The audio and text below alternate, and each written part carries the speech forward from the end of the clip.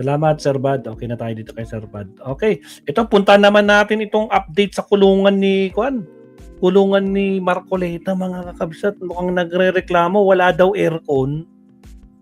Really? Anong gusto mo? Bigyan ka ng maraming aircon dyan? Ang swerte mo naman, no? Ano ka, special? Diyos ko po, Rudy. Pakinggan natin to. Si Marcoletas, sabi dito sa balita, not air condition ang kanyang kulungan, ang kanyang selda. Sige, pasok. Po natin mula sa butihing spokesperson ng Bureau of Jail Management and Penology or BJMP, si Jail Superintendent J. Rex Bustinera ang makakausap po natin. Superintendent, good morning po, si Peter Atrica dito sa DZMM. Yes, good morning po sa inyo at sa mga sumusubaybay sa inyong programa. Morning, Superintendent. Okay, salamat po sa inyong panahon. Ganito po ang observation ng iba kasi binigyan ng tour doon po sa Quezon City Jail, sa Payatas, yung Sandigan Bayan Justices. Opo, at maraming nakapuna na, unang-una, maganda, malinis, maluwag. At meron pang split type air conditioner. Oh, gara? Oo, yun po ba? May aircon. Yun po ba ang kung saan ipipiit si Senador Marcoleta? Hindi po, mga administrative facilities po yun at may mga air-conditioned facilities talaga tayo doon tulad ng classroom, consultation room po yun ng doktor. At pati yung iba-ibang mga rooms po, admin offices ay air-conditioned para sa mga staff natin. Yun. So yung tinuro nga na, itinatanong pa nga, ilang square meters ito? Sabi nga nung isang justice, tapos may mga doon dividers. So ito po more or less parang check-up room or medical room, kumbaga, kung saan siya, kung meron siyang mild pneumonia or any other sakit, doon muna siya? Ganun po ba yan? Wala na. Una po kasi yung inspection po ay para i-check lahat ho ng facilities, yung CELDA, yung sa infirmary. Kasi isa yun sa mga objections o siguro Saka isa pa, naglabas na yung UP, PGH, diba? Or yung Philippine General Hospital na walang sakit. Nakapo, clear. Walang problema. Ang nagkaroon ng problema dun sa kabila, bakit kaya? Kung dahil sinita sila ng Sandigang Bayan, tapos pagdating sa ibang doktor, walang sakit. Ay, Diyos ko. Pumasok nga sa Sandigan, naka-wheelchair. O, pagpasok sa loob, tragis, nakatayo, umalis. Nagmamadali pa, ang bilis pa maglakad. Tapos yan, ay, nako, talagang manlilin lang talaga, Diyos ko, Lord. Observation ng kampo ho ni Senator Marcoleta na baka hindi kaya ng medical facility ng jail. So, nilibot ho namin at very open nga ang BJMP, very transparent naman. Itinur namin lahat sa loob ng jail. Pinakita namin ng laboratory, medical facilities, CELDA, ng isolation rooms para sa may mga sakit, at pati regular na CELDA. At chinek na rin po nila, pati yung mga nakakulong na kay natin, dinaanan na rin ho ni Justice Carl Miranda ng Sandigan Bayan and other staff at may media representative din po doon. So, nakita naman sapat naman, kaya lang yung paglalagyan dahil doon sa directive at pinag-usapan doon mismo sa Sandigan Bayan with the recommendation of PGH, concurrence of the BJMP at ng kanilang lawyers, doon po muna sa infirmary. Hindi doon sa sa consultation, kundi sa infirmary. May CELDA tayo doon mismo sa infirmary. Kasama niya, hindi kasama sa CELDA kasi may mga tuberculosis patient, may mga under quarantine ng respiratory disease o yung mga symptomatic PDL. Isang yun, kumbaga isang area lang yun ng mga CELDA na tabi-tabi. Doon sila. Hiwa-hiwalay naman po. Hindi naman ito parang ward na magkakasama sila in one area, in one room. Yes, hiwa-hiwalay naman po. Although po yan, admission ward po talaga yun ng mga may sakit. Kasi may laman yun na 3,300 na PDL. May mga senior citizens din at may mga existing, may mga under medical intervention katulad nga po ng TB patients, may mga meron ding pneumonia and other mga nakakahawang sakit na naandun po. At may in-house doctor kasi tayo doon na infectious disease specialist na in-house na rin doon. Kaya nga nakita naman ng Sandigan Bayan na sufficient naman. May doktor, may nurses, may facility, may clinic at enough naman para sa pag-handle ng kanyang detention. Opo. Normally po, if I'm not mistaken, Superintendent, no, yung mga bago talaga nating PDL will really undergo quarantine. Knowing na meron pong mild case of pneumonia si Senator Marcoleta, siya po ay, of course, papasok din sa quarantine. That will fall under the 7 days? Yes, yun po yun din yung feedback ng ating warden na 1 week observation siya doon and quarantine dahil may risk factor siya. Una, senior citizen, 70 years old, 72 years old to be exact. Okay. And then may mild pneumonia nga po.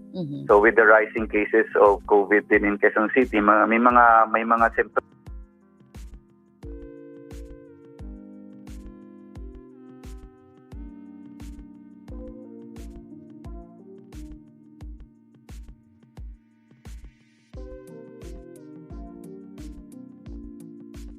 Automatic din po doon na naka-isolate. Opo. So, hindi naman ho yan special treatment. So, after naman ho yan, general population pag fit na ho. Katulad din ng mga naunang high-profile Pero, PDL. Opo, Sir J. Rex, di po ba nagbigay na ng announcement ang PGH doctors na sinasabing clear na siya, wala na siyang pneumonia, kaya nga pinayagan na mailipat siya sa Quezon City Jail male dormitory, di po ba? Yes, tama po. O so bakit po meron pa siyang parang quarantine period and malaki itong male dormitory ano po and malinaw naman na hindi pa naman puno talaga ito. Ang tinatanong ko lang po kung kinlear na siya ng PGH doctors, does it mean na kailangan pa rin niyang manatili sa infirmary? Yes, yun po kasi yung recommendation din naman ng doktor namin. Dahil nga po, una, senior citizen na, at lahat naman ho ng bagong commit ay hindi naman ho agad hinahalo. Isa rin yung protocol din ho namin yon. But rest assured, after 1 week, we will give an update kung ilagay na siya sa general population. Kasi lahat ho kasi nang dumarating, nag-undergo pa ho yun ng risk assessment. Okay. Halimbawa ho, ano ang security, custodial risk niya, saan natin siya pwede ilagay na selda. Ganon din, ano ang mga needs niya. Hindi lang ho siya, pati ho ibang PDL. Kung PWD ho yan, may mga pangangailangan, may mga special accommodation ho tayo na may access naman sila, madaling mabisita, madali rin bilangin, kumbaga ho, may mga other, at wala ring risk for their protection against other PDL. Okay. So, hindi ho agad-agad madidetermine ang seldang paglalagay niya. Yeah. Except dun sa mga naunahong mga high profile natin na bago pa man talaga sila makulong, identified na ho yung paglalagyan. Okay, so iba po yung pag-examine ng CIDG doctors sa PNP General Hospital, iba pa rin po yung sa PGH, iba pa rin yun sa Quezon City Jail. Ano po?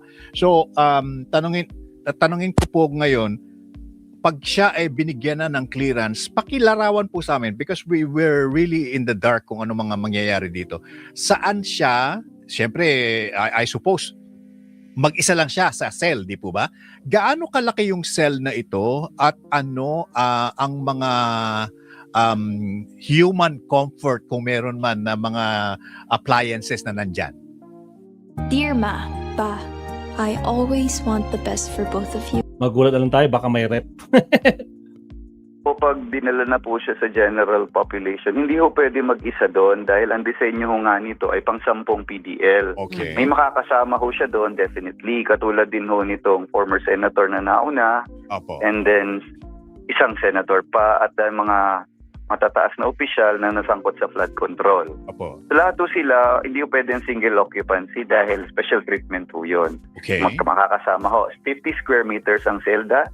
So yung pinakitang base sa inspection, kasama rin ho ang media doon ni Secretary Juanito Victor Rimulya, DILG Secretary.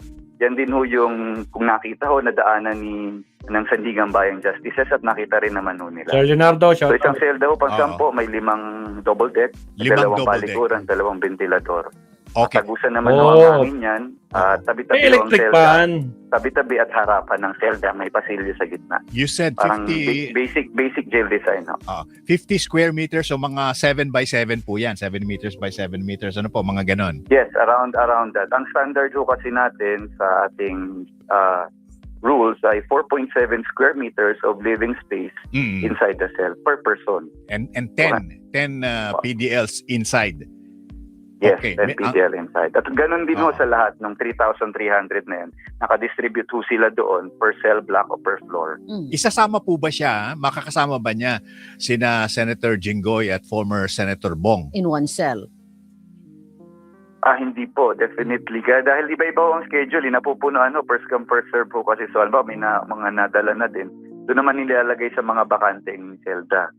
So, but definitely, considering yung kanyang profile at mga other needs niya, Mm. probably malapit lang po doon or malapit Oo. sa May wifi. selda na malapit sa infirmary. They cannot request. I mean, si Marcoleta cannot request na pwede bang isama niyo na ako kina Jinggoy at saka Oo. kina Bong. Oo. Una po, hindi po pwedeng mag-request dahil kung ano po yung available cell, wala na po tayo selda naman lang naman ho lahat yun. Opo. At titingnan din naman natin kung may mga, di ba, may mga medical needs ho siya. Kung malayo naman ho sa clinic, baka mas rin ho para sa kanyang welfare naman. Okay. Ganun din ho, Opo. iba-iba rin ho kasi ang nature ng kanilang kaso. In the case of the flood control former DPWH official, di rin naman ho pwedeng ihalo doon sa isang former senator because of kung magka-kontra yung kanilang nature ng kaso. May mga ganong consideration ho eh. And then for other security measures, so dapat namomonitor rin ho ng headquarters dahil may mga naka-in place ho tayong CCTVs doon na ang hindi lang ho pang jail kundi pang headquarters ho ang nagmo-monitor through the internet para Okay. may oversight ho tayo. Superintendent, allowed ba siya na magkaroon ng radio or TV inside his cell knowing na senator siya at cellphone even and may nangyayaring Sir Leonardo, narinig ka yata baka merong rep, TV, aircon, baka may wifi. Ito, narinig ka yata, Sir Leonardo. Diyos ko. Sagot. impeachment case? Wala po tayong pangkalahatan po ang TV doon, shared TV Ha? for scheduled recreation nila. But to practice his profession as a senator, hindi naman po pinipigilan ng BJMP yan. May mga facilities naman ho tayo doon, pero upon request. But to use personally a gadget, cellphone, laptop, access to the internet is not allowed.